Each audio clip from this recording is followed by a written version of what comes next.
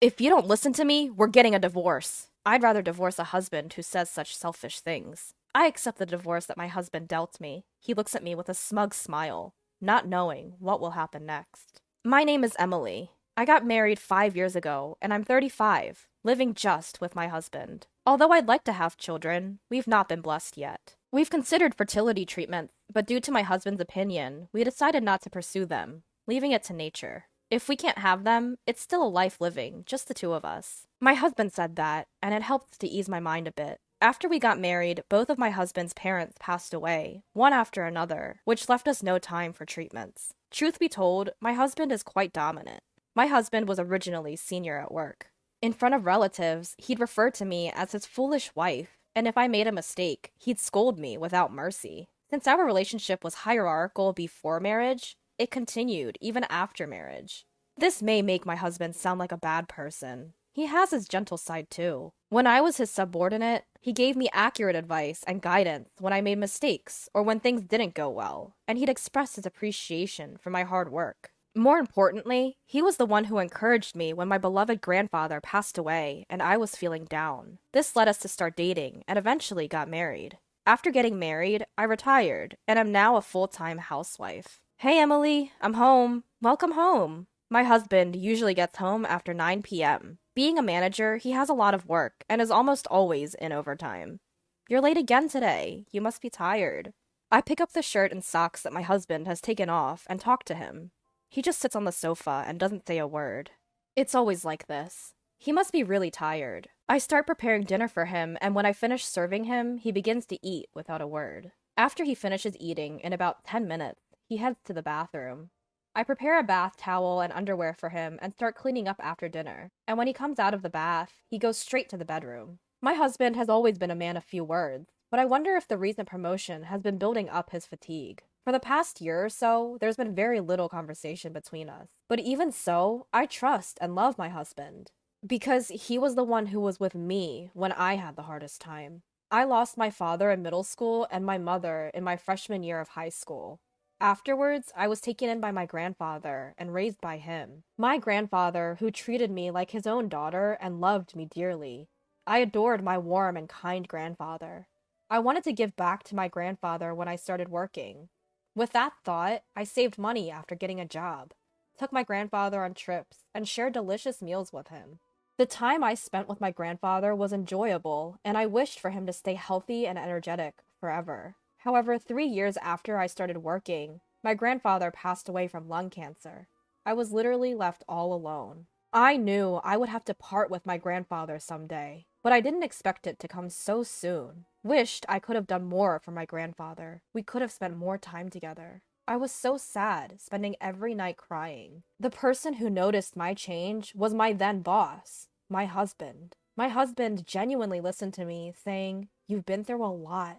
You did well." I was truly lucky to have him as my boss. Normally a stern and intimidating boss, my husband was gentle with his words at that time.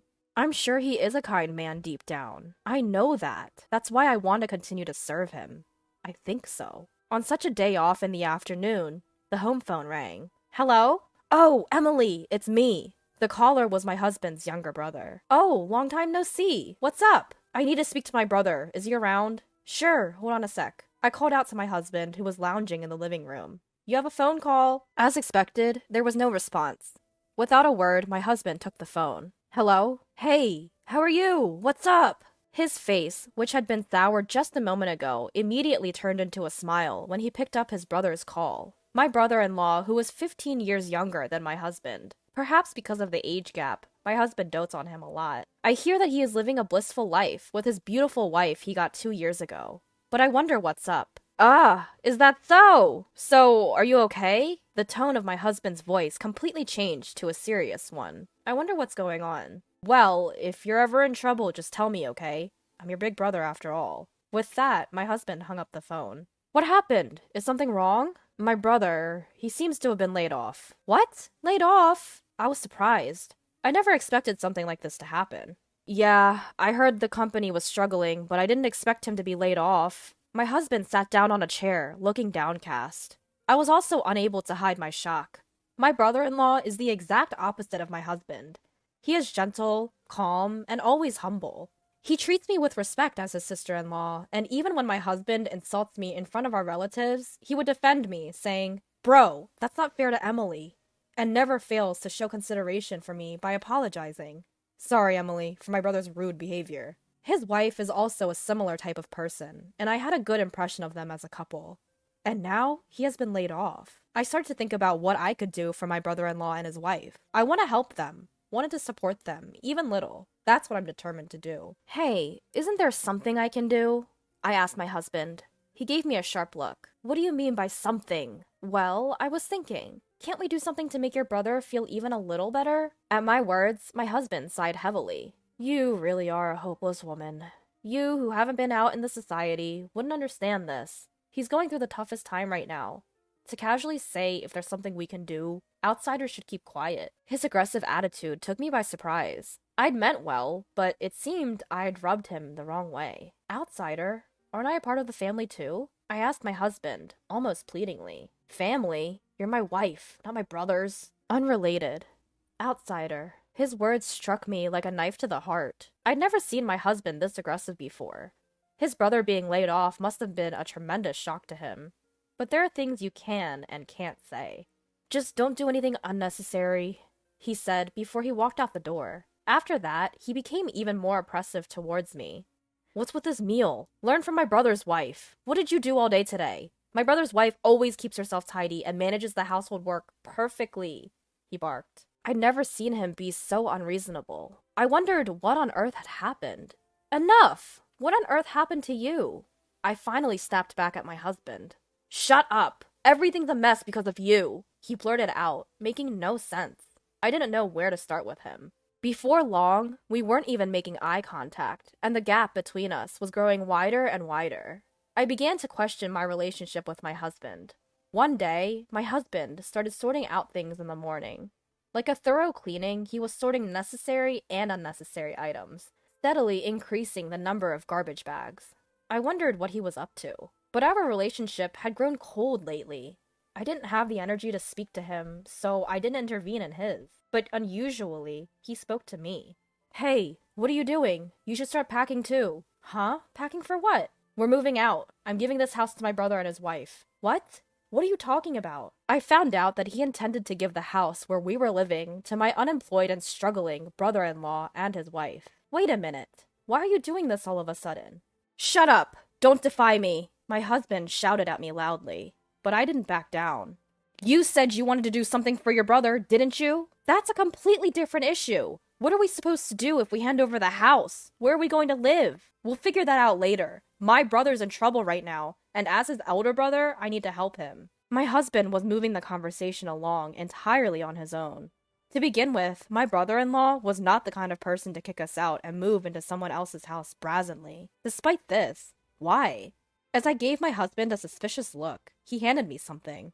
"If all you're going to do is talk back, you're of no use to me anymore. We're getting a divorce. Get out of here, right now." He threw at me the divorce papers already filled out. I couldn't believe he was proposing divorce. Stunned by my husband's unexpected move, I could only stand there. And yet, it felt strangely appropriate. I didn't feel like we could continue as a couple, even if we stayed together. Maybe this is a good opportunity. I picked up the divorce papers that had fallen to the floor and signed them, without a word.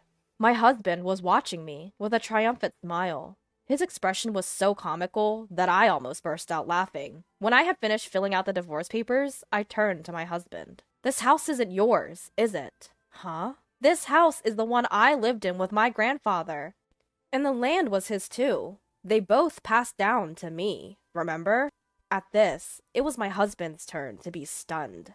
"If it's in my name, how are you going to hand it over?" "Huh? How are you going to?" I pressed my husband with questions. No. My husband suddenly became flustered. "Did you forget? You moved into my house before we got married because you thought it was a waste to pay rent. I've been paying the property taxes on the house and land every year because they're in my name, and you haven't given me a penny." "Ah, well, it doesn't matter anymore. Once these papers are filed, our divorce will be finalized, and we'll be strangers." "Wait a minute. Let's calm down." "Calm down? That's my line. You're handing out divorce papers like it's nothing. How selfish can you be? It's unbelievable.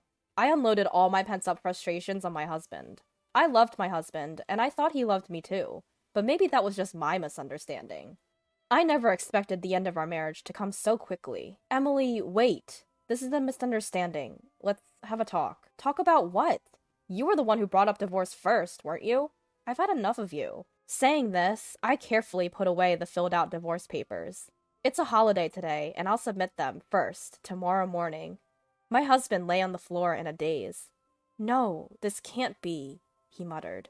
I said coldly, without any sympathy, "This is my house. Please leave immediately. Once the papers are filed, we'll be strangers. I can't live under the same roof with a stranger." My husband grumbled until the moment he left, but I did not waver at all. After all, he's a stranger now. There's no need to show any mercy. Even when my husband cried and clung to me, I didn't feel anything.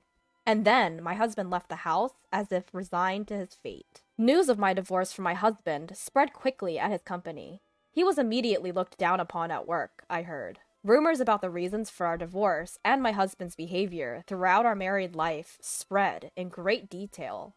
It seemed my husband had entirely lost his place at his company. I really wonder who started and propagated these rumors. All I did was answer the questions his colleagues and subordinates asked me, and nothing more. Then, about 6 months after our divorce, I ran into a person I'd rather not see when I was returning from the real estate agency. It was my husband. Well, since we're divorced, he's my ex-husband now. It seemed like he had been lying in wait for me to come out of the agency. The whole situation was quite unsettling. Even when I tried to ignore him, he continued to follow me persistently. Finally, out of patience, I reluctantly agreed to talk with him. "Enough! If you have something to say, just say it quickly. Emily, I've always despised you," he declared. What? His sudden proclamation left me baffled. It turned out he had been blaming me for his brother's layoffs. Huh? Why would that be my fault? Ever since we got married, bad things just kept happening, he insisted. Indeed, after we got married, unfortunate events, like his parents passing away and him getting injured, occurred. But his father was already hospitalized before we got married, and his mother was always frail. His injury was a result of his own drunken clumsiness. He tripped over a curb and broke his wrist. Still, in his mind, it seemed like I was the person responsible for all the misfortune. So you think I was the cause of all the misfortune, and that's why you hated me? I always thought you were just a bit awkward, but you were simply despising me, huh? I was thoroughly exasperated with him. He just kept blaming everyone else without taking any responsibility. There was no basis for his accusations. I couldn't believe someone like him managed to be a supervisor at his company. I began to worry about his subordinates, fearing they might be unjustly criticized for no reason. When did this reliable superior turn into such a person? And I felt a bit pitiful for having been married to someone like him. But even after divorcing you, bad things have kept happening to me. What kind of bad things? At my question, he rolled up his sleeves.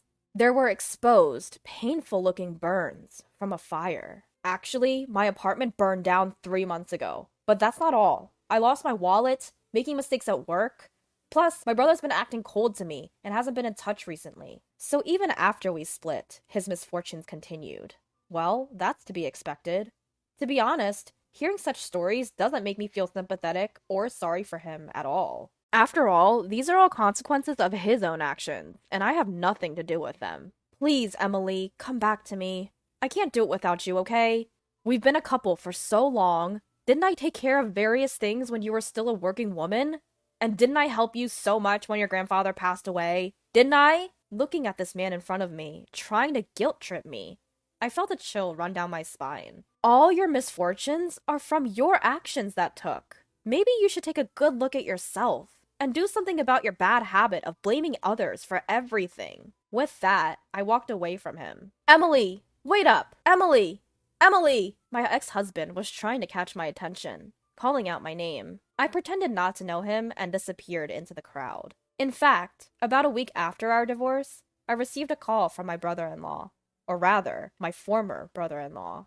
Emily, well, you're not my sister-in-law anymore, aren't you? Sorry, but it's about my brother. According to what my former brother-in-law told me, the decision to give up the house to his brother was my ex-husband's own choice. He and his wife had no idea about it. My brother has always been prideful. It's always worried me. His attitude towards you, Emily, was terrible.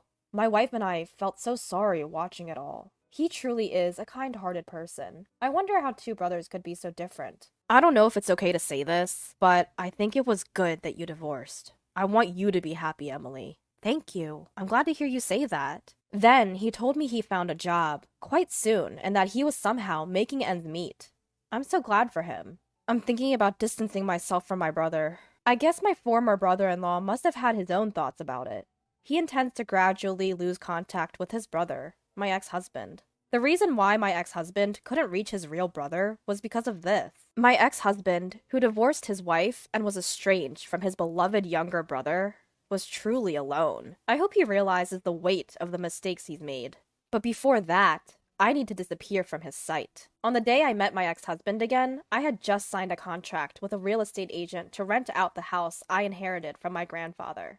The house is too big for me, but I can't just let go of the house full of memories with my grandfather. I'd rather have someone who wants to live there reside in it. I'll change my cell phone number and where I live and completely cut off my relationship with my ex-husband.